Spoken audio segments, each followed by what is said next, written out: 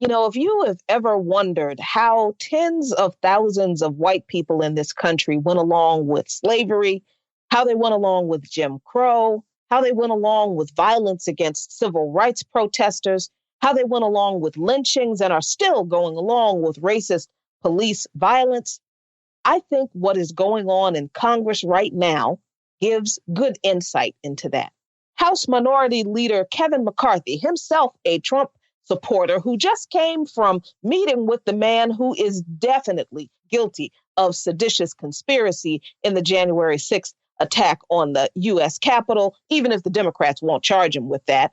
McCarthy did everything he could to not make a decision on holding QAnon Congresswoman Marjorie Taylor Greene responsible for her violent, anti-Semitic, and honestly unhinged comments and actions that have recently come to light.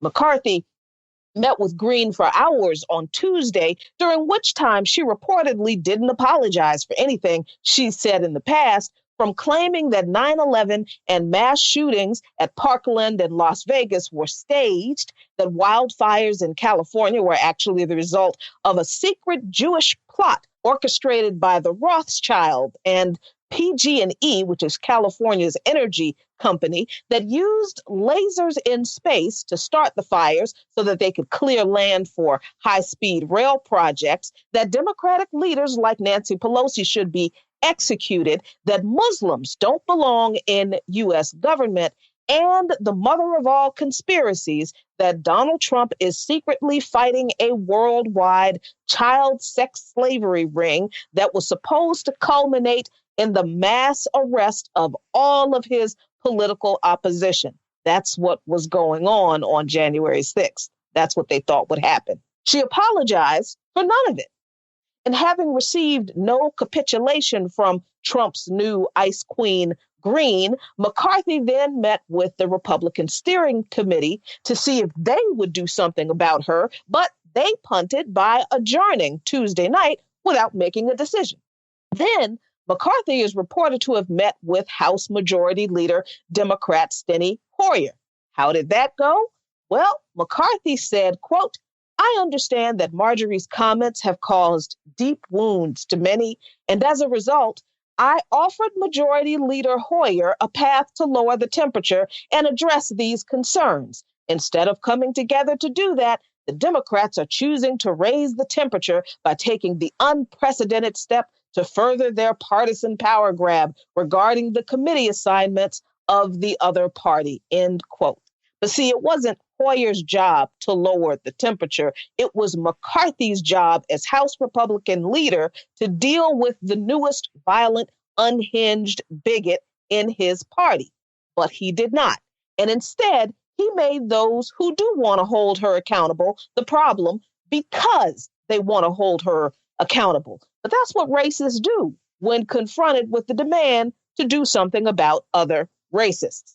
So the House Republicans met and gave Greene the floor, where she apparently made some kind of half-hearted apology, whereupon she received a standing ovation from many Republicans in attendance. Then McCarthy defended Republican Liz Cheney, who is under fire for voting to impeach Trump, but who managed to hold on to her position as number 3 in House leadership after a secret ballot resulted in 145 Republicans voting in her favor, but 61 opposed. Now, McCarthy is presenting his handling of this mess as a strategy to keep the GOP tent open and wide, allowing protection and room for traditional conservatives and for members of the new and nutty Trump coalition. But really, folks, this is a prime example of how white people enable the worst among them and end up allowing them to do the worst to us. Instead of standing firmly on the side of decency and truth and humanity, too many just do not confront and repudiate the offending parties at all. And then they spend an inordinate amount of time and energy condemning those who do. They act as if they're reasonable by defending the more moderate among them from the more aggressive among them, claiming that, hey, look, there's room in this for everyone. But what they're really doing is giving legitimacy and cover to the worst among them.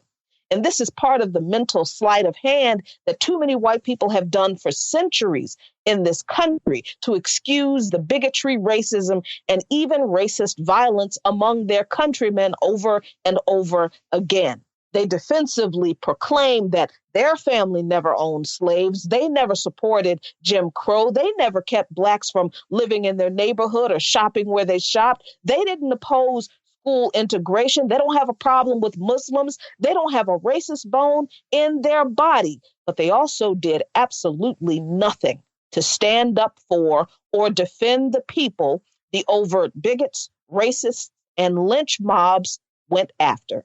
They refused to see how not actively standing against those people actually makes it possible for them to commit their crimes against humanity, or since they figure they're not the targets of those people, they don't really care what their inaction produces.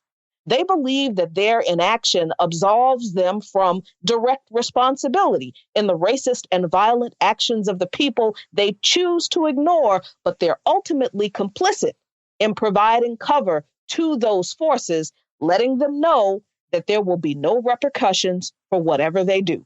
This is the situation that Kevin McCarthy has just established in the GOP with how he handled, or chose not to, the Marjorie Taylor Greene issue. He just gave the Trump faction the green light to take over the party. He just opened the door, flung it open, and walked away, claiming that Greene's comments were, they were just awful, but also making it clear that anything the Trump coalition does in the process of taking over the party will be met with the least amount of resistance from him. And please don't think that just because I'm talking about McCarthy and the GOP, that the Democrats are morally superior or have clean hands in this regard either, as they make a crusade out of removing Greene from her committee appointments for her bigoted, violent, and anti-Semitic comments, which they absolutely should. But they're just as guilty of gross moral hypocrisy with their support of violent regime change in Venezuela and every country with a dark population that prefers socialism to the exploitation of capitalism, and for their continued support of white supremacist apartheid Zionism with their commitment to giving political cover and military aid to Israel. If you've ever wondered how so many white people would show up for a lynching, what's going on in Congress right now should help you understand how important it is that so many more were never outraged that the lynchings even happened in the first place because they didn't do anything to stop them. Follow Lukman Nation on patreon.com/LukmanNation for lots of great content.